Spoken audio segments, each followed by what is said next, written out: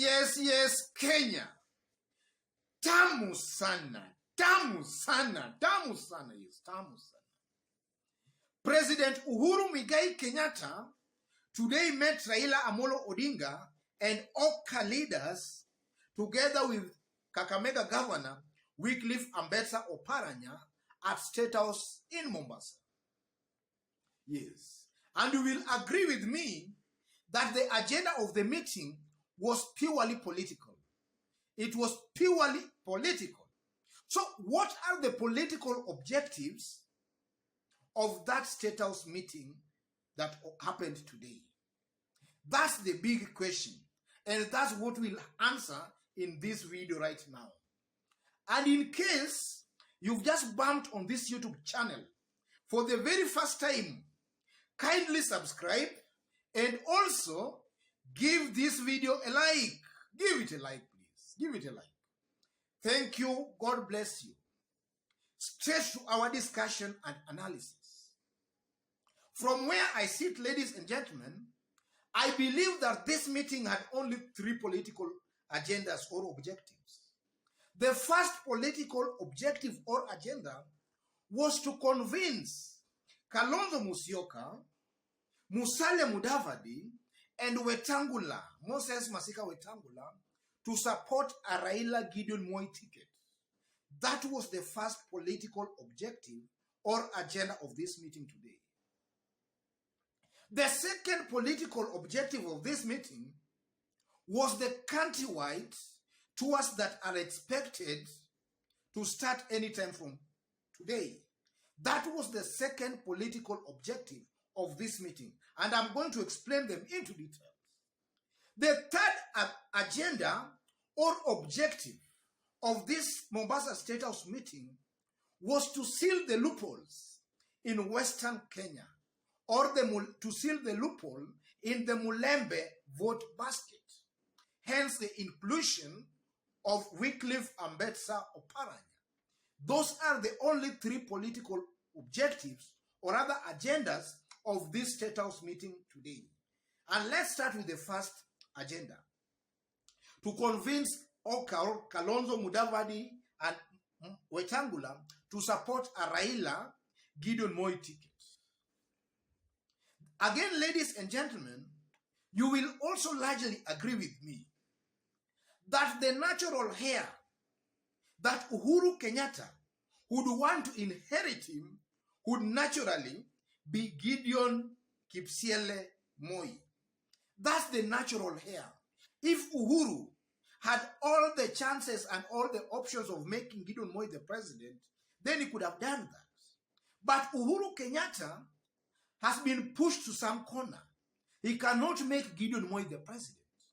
He has to make Gideon Moi the president through somebody, and that person is Raila Amolo Odinga.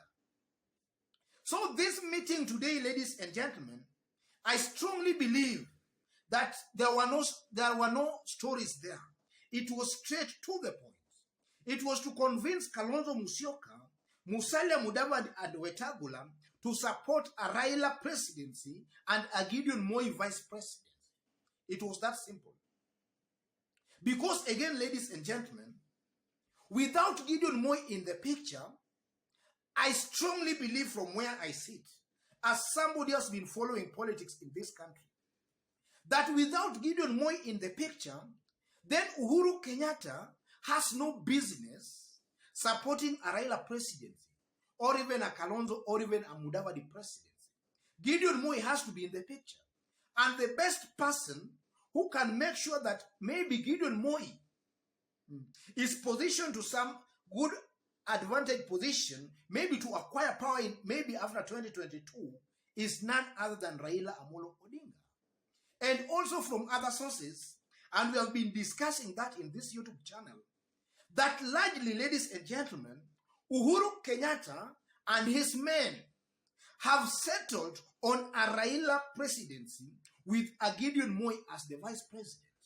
That's the truth of the matter. So Uhuru Kenyatta today at State House, I know he was just trying to persuade Kalonzo, Mudavadi, and Wetangula to buy that ticket, or rather to support that ticket. Because now, assuming there is no BBI, we only have two positions, the presidency and the vice presidency.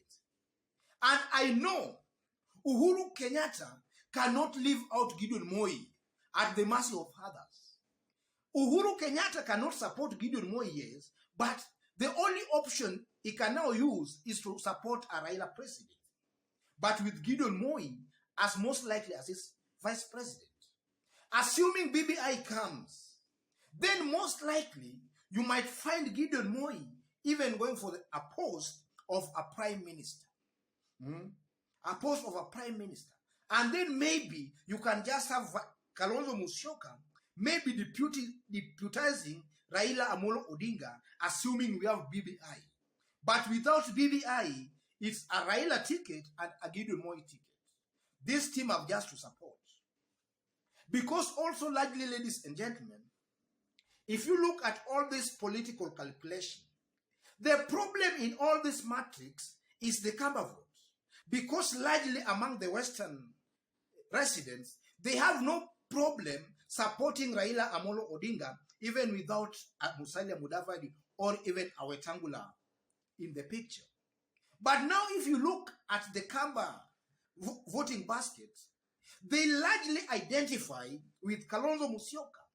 So as long as Kalonzo Musyoka can support a Raila Gideon ticket, then largely with all the governors of Ukambani and also Kalonzo supporting that ticket, then most likely Kambas will support this kind of a ticket. I believe that was the first objective or agenda of that meeting. It was that straight and simple. Convincing these Oka leaders to support a Raila Gideon Moi ticket. Secondly, ladies and gentlemen, the nationwide tours. Raila Odinga was meant to start his nationwide tour last week. That was around Saturday. But then the rallies were cancelled and Raila flew to Mombasa to meet the president. And he has been spending some good time there with the president. And then after maybe they have talked and agreed with Raila, you have seen they have now invited Oka leaders, Kalonzo, Mudavadi, and Wetangula, to join them. It simply means that Uhuru and Raila first talked and agreed on what they were to present to Kalonzo and his team. After that, they have just invited them. It was largely believed, ladies and gentlemen, that Raila and Uhuru were to start nationwide tours, the two of them. But maybe Raila was very ready for that. But from information we are gathering, is that Uhuru Kenyatta was not very, very keen on that. He wanted the likes of Musalia Mudavadi and all this team to be brought on board. So he might have called Raila and informed him to stop or rather to cancel his nationwide tours so that Raila could fly to Mombasa so that they could have a talk. And they had the talk. After which, they now called the Oka leaders to the talks.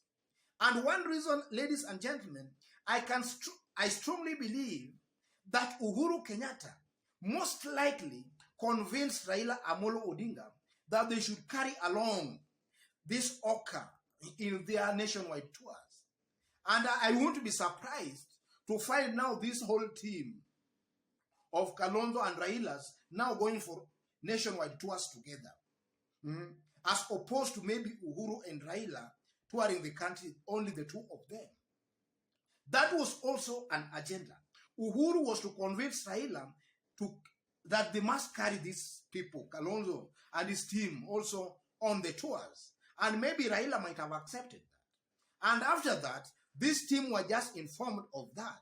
And from your guess is as good as mine, that they have no choice but just to accept that. And then finally, ladies and gentlemen, the other agenda of this meeting was to seal the loophole in the Western or rather Mulembe voting basket. Because largely in Western, as things stand today, the senior personalities, all loyal leaders we have, Musalia Mudavadi, Wetangula, and also Oparanya is also coming up, or rather coming out, as also a potential force, though not much. So the presence of Oparanya there had only two objectives. To tell the likes of Musalia Mudavadi and Wetangula that if they cannot play along, if they fail to play, if they continue playing hardball, then Oparanya will just replace them. That was the first thing that Oparanya's presence there wanted to send to this team.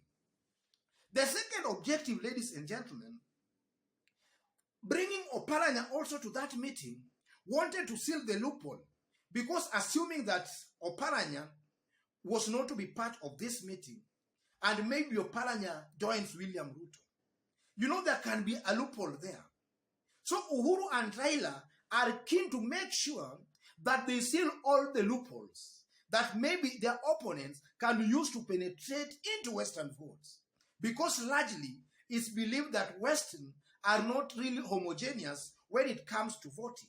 But if you have all the top leaders together, then the homogeneity can just be achieved as a result of that.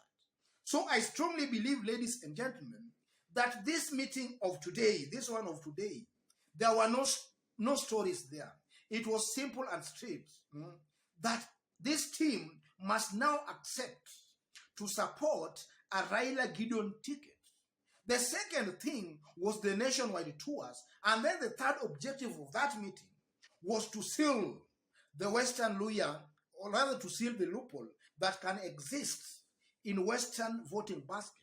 Hence the presence of also Oparanya, besides Mudavadi and also Wetangula. Otherwise, ladies and gentlemen, just as I did mention when we were starting, if you've just bumped on this YouTube channel for the very first time, kindly subscribe and also give this video a like. God bless you. God bless Kenya. Tamu sana, yes, tamu sana.